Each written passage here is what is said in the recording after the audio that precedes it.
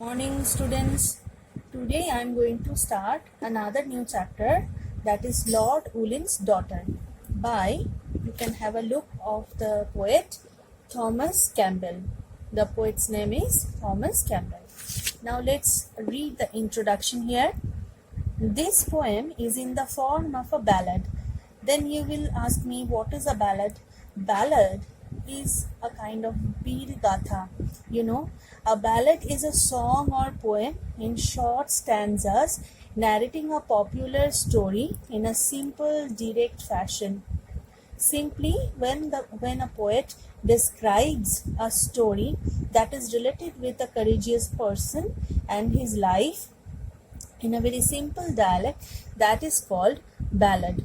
The Ballad of Lord Ulin's Daughter tells in simple but vivid language the tragic story of the daughter of a Scottish nobleman who is a lord.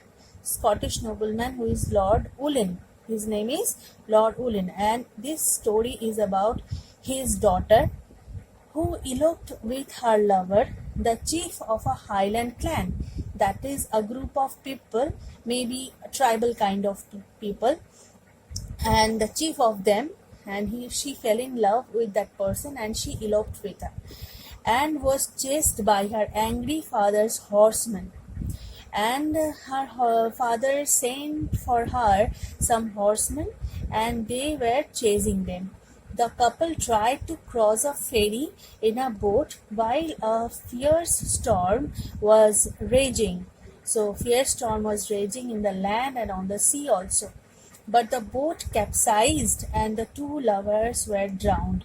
And certainly they met a tragic end. And when they were going through the boat, and the storm of the sea caught them and they drowned in the sea. So let's start the poem here. A shifting to the Highland bound cries, "Boatman, do not tarry, do not wait. Oh, boatman, do not wait." So a chieftain, that is a captain or a group leader to the Highland bound. He was going to a highland. So he called upon a boatman and he told the boatman not to wait, and I will give thee a silver pound. And he promised him that he will certainly give him a silver pound to carry him over the river or the sea, to row us over the ferry. So he offered him a silver pound to carry them over the ferry. Now, who be ye would cross Loch Gyle? So Loch Gyle is the name of the place. So who be ye? That means who are you? Who wants to cross this place? This dark and stormy water, and also in this dark and stormy water, in the land and in water there were storm, I told you earlier, and you want to cross the water in this situation. Oh, I am the chief of Ulva's Isle. So the captain or the chieftain lived in Ulva's Island. Isle means island. And this Lord Ulin's daughter, and with me she is Lord Ulin's daughter. And fast before her father's men, 3 days we have fled together. So her father's men are behind us. They are chasing us, and we want to go to escape. 3 days we have fled together, and we have fled together, we have eloped 3 days before, and from 3 days we are running and running. For should he find us in the glen, and we want to escape because we don't want to be found out by those horsemen. My blood would stain the heather, his horsemen hard behind us, right? So if the horsemen capable to find us here, they may kill me, and my blood will stain the heather, and she will be in a sad end of life. Should they outsteps discover, then who will cheer my bonny bride? Then I want to marry this girl, and then what will be the end with my bride? She will not be happy anymore. and who will be going to cheer her up, because if I would die, then what would happen to her? When they have slain her lover, out spake the hardy Highland wight. So go to the next page. I will go, my chief, I am ready. So the boatman gets ready. He told the chief or the captain of the Highland that I am ready to take you to cross the river or the sea. It is not for your silver bride, but I am ready because you are giving me a silver pound. No, not for that reason. I am ready that you both of you are loving couple, and but for your winsome lady, the lady whom you have won in love and you want to marry, and that is why for your sake I want to uh, help you. And by my word, the bonny bird in danger shall not tarry, and that is why we don't want to wait here. The bonny bird, that means the boat here. So though she waves are raging white, I will row you over the ferry. So the waves are very much raging in fury, and the storm is almost started in the sea. And okay, I am ready to row you over the ferry instead of the storm. By this, the storm grew loud apace, and by that time the storm grew louder and louder. The water wraith was shrieking, and in the skull of heaven each face grew dark as they were speaking. And the water was waving so high that it seemed to us that the dark night is meeting with the waves, and as if they were speaking, and the hailstorm had come here, and as if the whole situation and the whole nature is going to destroy that night. The situation was like that. But still, as wilder blew the wind, and as the night grew drearer, adown the glen rode armed men. But instead of the wind and instead of the high waves, the horsemen, they are following them. Their trampling sounded nearer. Trampling, that means the sound of the horse's feet was coming nearer to us. So be fast, boatman, be fast. Oh, haste thee, haste, the lady cries, though tempest round us gather. Tempest, that is the storm of the sea. So she was in a furious condition, and she was very much in tension, and she want to escape from here. And she told the boatman that please do fast, and although tempest is around us, but I want to be out of here. I will meet the raging of the sky. I can meet the raging sky. I can face the storm, but not an angry father. But I don't want to face my angry father. The boat has left a stormy land, a stormy sea before her. So, both in the land and in the sea, the storm was everywhere. So, if they go into the sea, they will face the storm, and if they come back into the land, there was storm, and altogether storm. There were horsemen and her angry father who are going to punish them.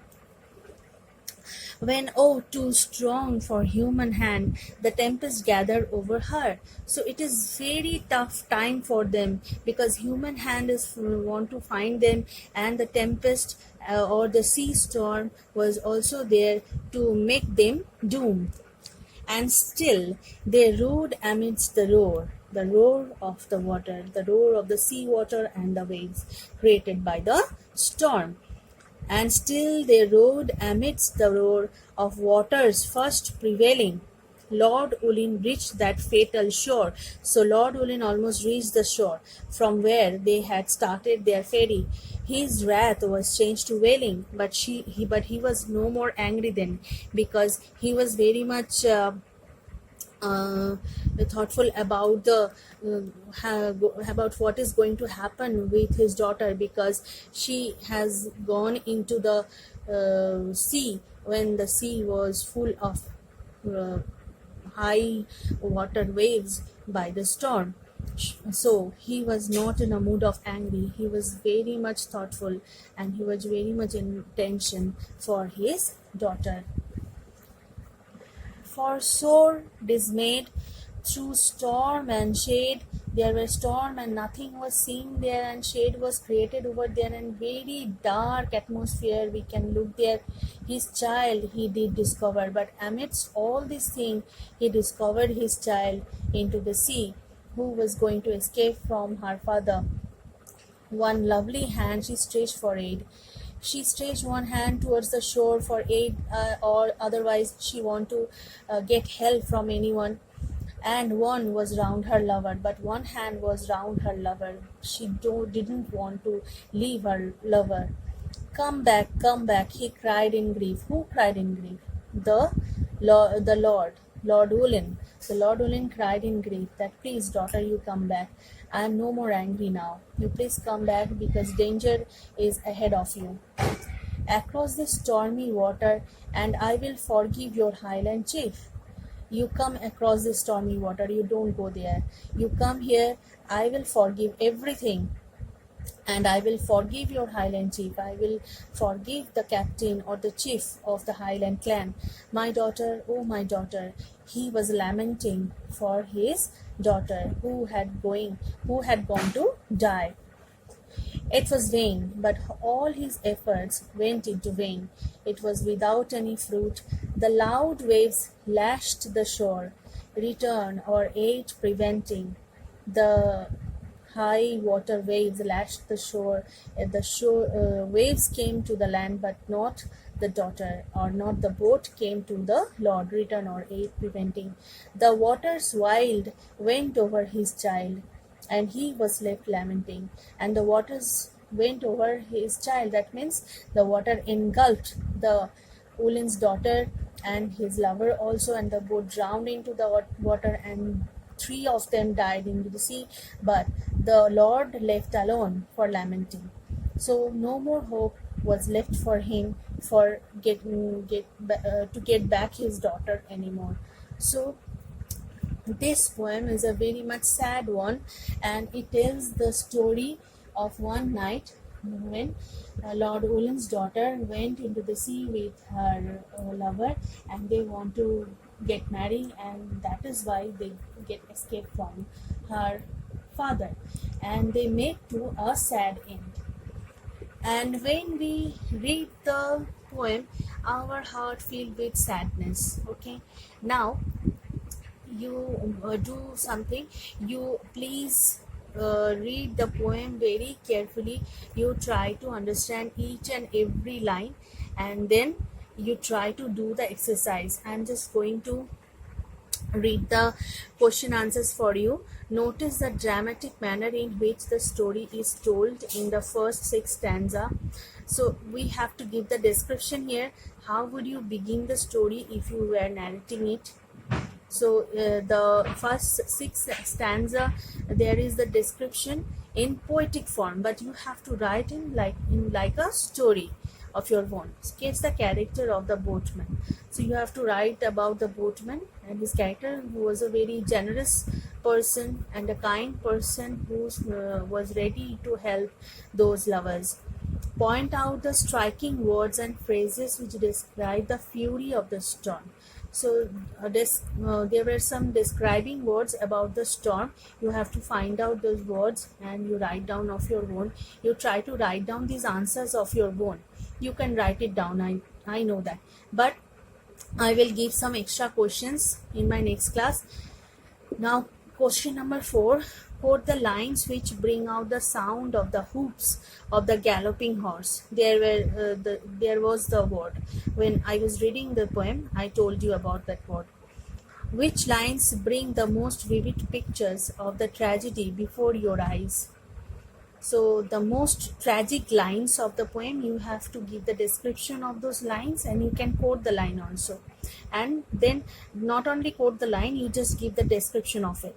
Give examples of alliteration from the poem. Alliteration, that's a figure of speech this kind of figure of speech makes a poem very beautiful. So alliteration is the repetition of some uh, letters in a line or in two lines. Okay, you have to find out that kind of alliteration in the poem.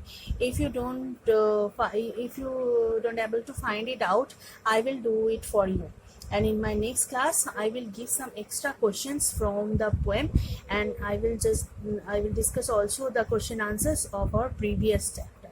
Okay, thank you.